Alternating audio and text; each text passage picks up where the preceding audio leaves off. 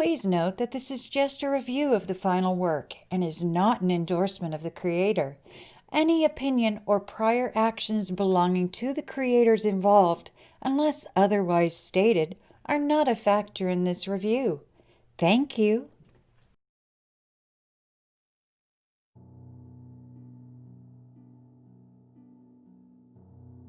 Hey guys, StarCraft here, and well, continuing on with my batch of crowdfunded comics, I'm gonna move, since I yesterday talked about Iron Sights 1, I'm gonna be talking about Iron Sights 2 Psychos, and I'll be up front, this was a disappointment.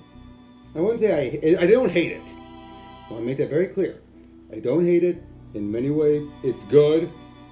But there's a lot of issues that makes this compared to the other things Ya Boi Zack has done. This just felt inferior. For one, well, the material. Now, I get earlier, he has made it clear that unlike here, where he was still able to use some of the the filters to have it look interesting, for some reason it didn't come out right. I understand that. But the material for this, or even for these books, like the paper material and everything, how it's still a little glossy and all that, a little bit. This is really rough. And I know he said before he wanted this to be the type of book you would find in a used bathroom and all that. But here, I think this could have been because of the printing, I very well admit it. But this just felt way too rough. Like, more rough than it should have been. And the story. Okay, first of all, Carlos I. Silva is still involved with the story for this. I will admit that. But the story in this just felt way too all over the place. Whereas this one felt like it was simple. You had two main characters. Like I said before in the video yesterday, they all fit. They were all well established. And even if the character died, they usually had a good build up. Not so much here. Here, I'll be up front. There's too many characters. The plot is just all over the place. He gives some emphasis to some characters, not enough to others. He sets up backstory for the characters that in the end amount to nothing really. And Ramadi, the main character from here, he is totally wasted here. It felt like, if I could be brutally honest, and this is going to be spoiler fill, okay, because I need to get this off my chest. It felt like Rich didn't know what else to do with him. So I'll get to that in a moment. But basically, it's been 2 years since the first book. And right now we have Ramadi is still being one of Esme's enforcers. But then he screws up. He ends up shooting, like a whole bunch of stuff goes wrong. And eventually, Esme tells him, you can walk home.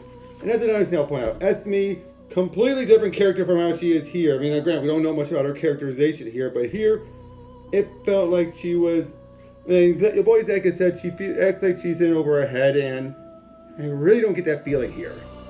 Like, at all. Now that you have a couple who releases an expose on a whole bunch of stuff going on in the Mexican cartel, which sets a whole lot of things into motion, just conveniently. You're introduced to this one guy named Harm, who is a person who we later find out was left here by Woods, and we'll get to that actually as well. But yeah, basically Ramadi he recognizes Harm because Esme's trying to gather up people and all that. And we're also introduced to this other guy named, his name. We're introduced to a lot of people.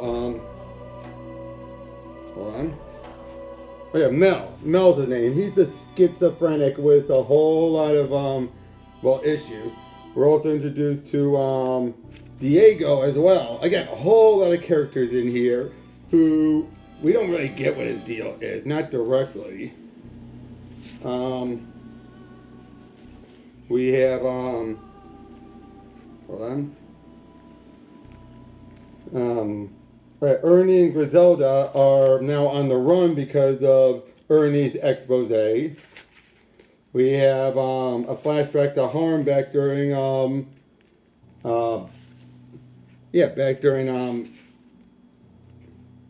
Iraq, where I'll be out of the way. That's Ramadi. I'm pretty sure. Yeah, that is Ramadi. As Harm is basically deciding, you know what? There's going to be a guy we can go take out. Let's go do it. And well, Ramadi, basically he decided, he was going to take his machete. He decided to leave it behind. So then, once they get there, they take out the nephew of a head Palestinian.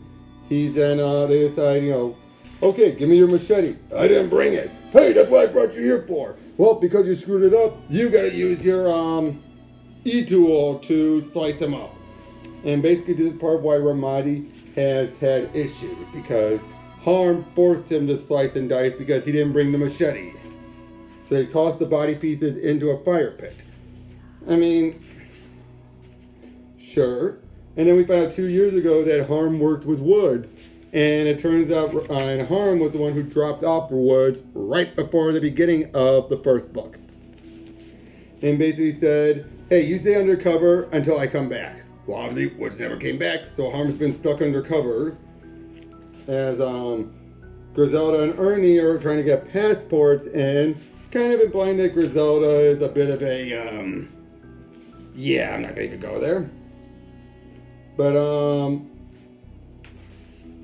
we have a bunch, some other, FBI, Fed types and everything. They come back near the end. We have Diego talking to a priest saying how I've lost my way, but I know who to take out to do this. Ramadi then tries to go to Esme saying, hey, let me find this Harm guy. I have connections. And she's like, screw you. You completely screwed up.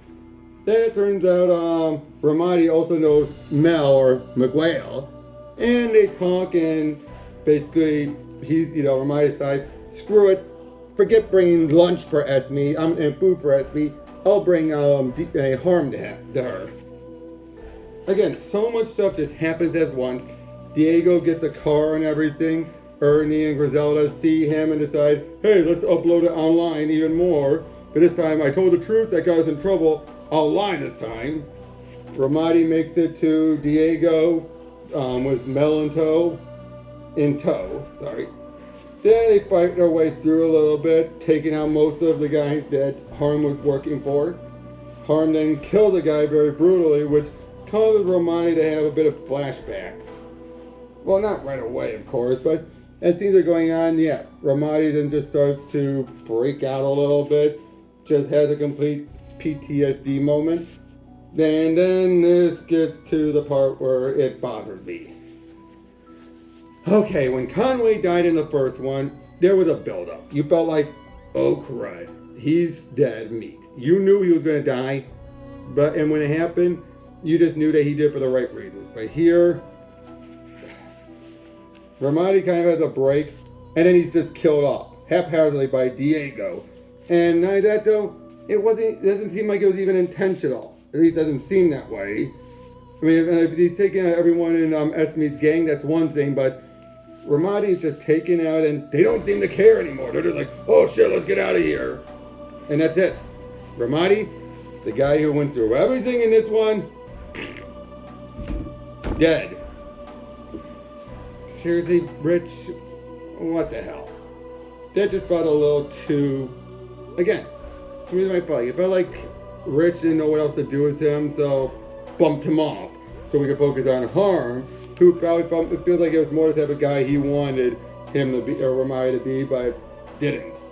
Then we find out that Esme apparently wants some kind of surgery, a Kevlar torn pyramid mesh shell, something like that. We never get an explanation to that, but apparently she then decides, I'm gonna go be put under so she can have the procedure done.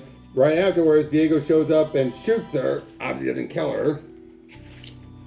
But again, we just have all this other stuff, Ernie and Griselda are just still doing their thing, trying to, keep on doing this stuff to try and get away.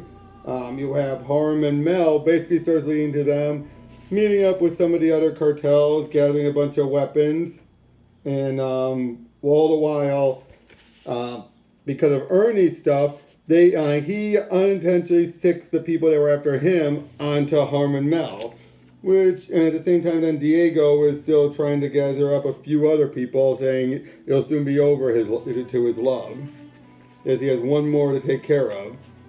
Again, we just have a whole bunch of stuff going on with Harm and Mel. Looks like they're going to be our main focal points going forward, unless they get bumped off too next book. They basically gun everyone down, just lickety split, and then like I said, they take everyone out just very easily. Then you have one guy left, and again, he's taken out. Diego then says he took out the last people, and then he's killed off in a similar way to Ramadi, as he's then killed by Carm that just slammed in him by Esme, who then gets out and shoots him, because it turns out she survived. Ernie and Griselda had recorded Esme killing Diego. Then you have Harm lay down the rules to Mel, basically saying, "Hey, you're gonna do things my way now. You're gonna stay on your meds unless they tell you not to, because I like you and I need you at times when you're off your meds." Then they meet up with the feds, who basically like, "Yes, give it to me. And I need you to get out of here." "Oh wait, you had a big speech planned, didn't you?" "No, not really." Ernie and Griselda are able to make it back home because now the cartel's no longer after them. And Esme then makes it to a store where she's able to get clothes and sneak on board with a bunch of other ladies onto their bus as they head on and back, back to the United States, where this ends.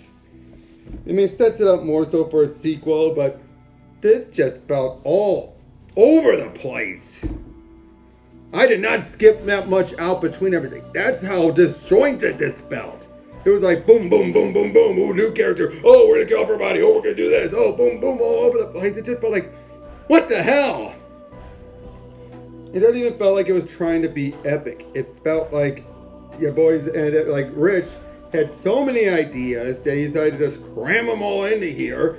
Or it felt like it was either that, or it felt like he had few ideas, that his mind jumped over to something else, and he just, again, decided to just cram them all in here. But this just feels so, again, it's not the worst thing I've ever read. And the artwork is still good by Canales. It's still good. But at the same time, it just feels like,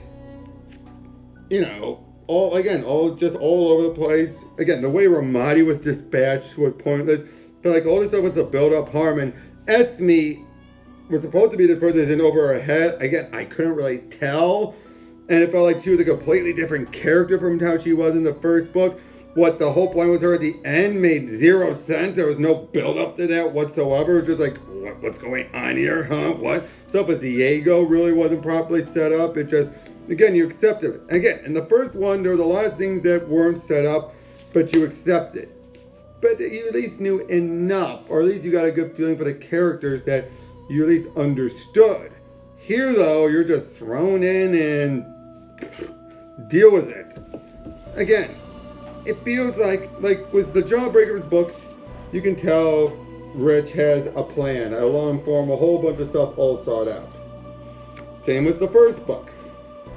But this one just felt like, again, this was the first thing we had to come up with something new and fresh and on the fly. Again, that's what it feels like. I could be wrong. If you're a completionist, I would say get it. But if you're not, and if this ever got released somewhere else, I really can't recommend it. Again, unless you're a completionist, but even as a sequel, it just didn't really work. Again, I'm not saying it's bad. I'd give it a 5 out of 10 if I had to rank it. But again, it was just all over the place, is all I can say. Well, after that, And tomorrow I'll be starting up my 2-day videos of Black Ops.